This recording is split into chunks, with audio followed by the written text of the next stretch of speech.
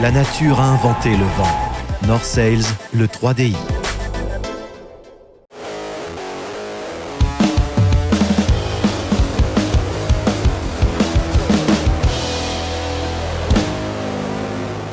Tour du monde terminé pour Isabelle Josqueux, Samantha Davis et Alexia Barrier. La Cap Martinique, nouvelle course réservée aux amateurs en IRC, devait s'élancer le 18 avril prochain pour Fort-de-France.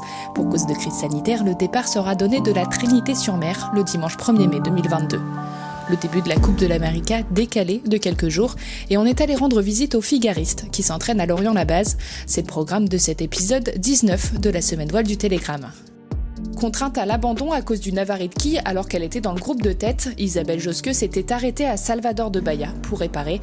Hors course, la navigatrice franco-allemande a terminé son Vendée Globe mercredi. Vendredi, c'était au tour de Samantha Davis de franchir symboliquement la ligne d'arrivée. Après un choc avec un ovni début décembre, la Britannique avait dû déclarer son abandon en traçant un cœur sur la cartographie avant son entrée dans le chenal des Sables d'Olonne. Samantha a réussi son pari de finir malgré tout ce tour du monde. Après s'être blessée au dos durant une manœuvre il y a 2 semaines, l'obligeant à se déplacer accroupie et difficilement sur son bateau, Alexia Barrier est arrivée en 24e position pour son premier tour du monde. Son IMOCA, le plus vieux de la flotte, signe lui son 7e Vendée Globe. Il ne reste plus qu'un seul marin en mer. Harry Uzela est attendu le samedi 6 mars pour clôturer cette 9e édition du Vendée Globe. Dans la baie d'Auckland, le Defender Team New Zealand et son challenger Luna Rossa vont devoir attendre quelques jours pour s'affronter lors de la 36e Coupe de l'América. Elle devait débuter le 6 mars prochain, mais en raison d'un reconfinement en Nouvelle-Zélande pour cause Covid-19, les premiers duels sont reportés au mercredi 10 mars et ils pourraient être encore décalés si la situation sanitaire du pays l'exige. En raison de la crise sanitaire qui secoue le pays depuis 1 an, l'un des soucis des figaristes aura été de trouver ou bien de conserver un sponsor. Certains comme Benoît Mariette peuvent compter sur un partenaire fidèle. Savoir qu'on a un partenaire derrière soi qui est là, qui a envie d'être présent sur les courses, qui s'est aperçu de ce qu'il y avait à faire sur notre circuit. Donc ça c'est sûr que pour moi c'est un gros atout. Ouais.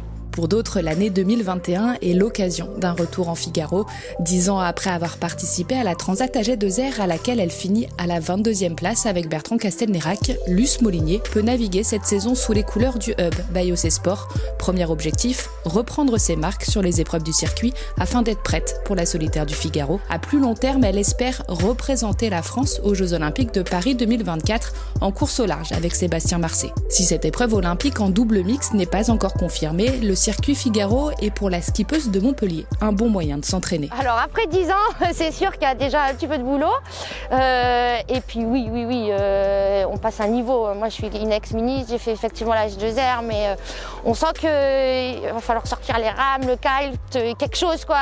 Mais je vais trouver d'ici 3 semaines. Parce que dans 3 semaines, c'est l'ouverture de la saison Figaro avec la solo Maître Coq. Pour l'instant, une vingtaine de solitaires sont inscrits à cette première épreuve du championnat de course au large élite. Mais la plupart des skippers regardent plutôt le calendrier du mois de mai, avec en ligne de mire la Transat en double, dont le départ sera donné de Concarneau le 9 mai, avec une arrivée aux alentours du 25 mai à Saint-Barthélemy. Pour le Figaro 3, doté de foil, ce sera une grande première sur l'Atlantique. Depuis son lancement en 2019, le monotype a connu quelques défauts de jeunesse. On se souvient du naufrage du bateau de Corentin Douguet lors d'un convoyage en Manche. Après avoir heurté une bouée cardinale de nuit au large de la Bervrac, le Figaro 3 s'était vite rempli d'eau et avait coulé avant d'être renfloué quelques jours plus tard. Sur la solitaire du Figaro 2019, des fuites importantes dans les puits de foil avaient perturbé la course de certains concurrents. Le système reste toujours globalement le même, donc c'est pas la plus grande des fiabilités. Enfin, en tout cas de mon point de vue, c'est pas un truc sur lequel je pars 100% serein en transat, quoi. On a rajouté beaucoup de mousse dans les bateaux, des airbags faits par Plastimo à l'arrière. Si jamais il devait y avoir un crash comme il y a eu sur le bateau de Corentin Douguet NF Habitat, je pense que là le bateau coulerait pas. Après, ça n'empêcherait qu'il s'ouvrira en 2 comme le bateau NF s'est ouvert. Maintenant les puits de foil, je dirais que c'est beaucoup mieux. Est-ce qu'on a complètement réglé le problème? Je pense qu'on aura très probablement la réponse à l'arrivée de la Transat. Autre problème, celui des safrans qui décrochent à certaines allures et rendent le bateau difficilement contrôlable. Ils partent en spin-out comme une planche à voile, comme un aileron de planche à voile qui décrocherait, qui ferait une bulle d'air. Et ben là c'est exactement pareil. C'est pas aussi catastrophique que de l'eau qui rentre dans le bateau, mais c'est quand même très inconfortable. Afin de résoudre ces problèmes de safran, la classe Figaro a décidé de tester des prototypes fabriqués chez Isotope à La Rochelle. Ces safrans sont vendus 3 000 € € la paire. Fabien Delahaye les a installés sur son bateau. On ne voit pas plus de différence que ça, Jusqu'à maintenant c'est exactement les mêmes, on est sur les mêmes surfaces, les mêmes shapes, tout est exactement pareil.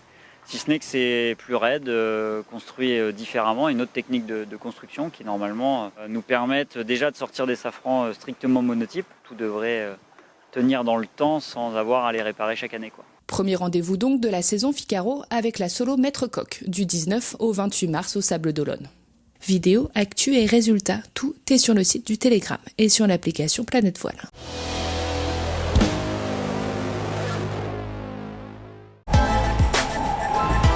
North Sails vous a présenté la semaine voile du Télégramme.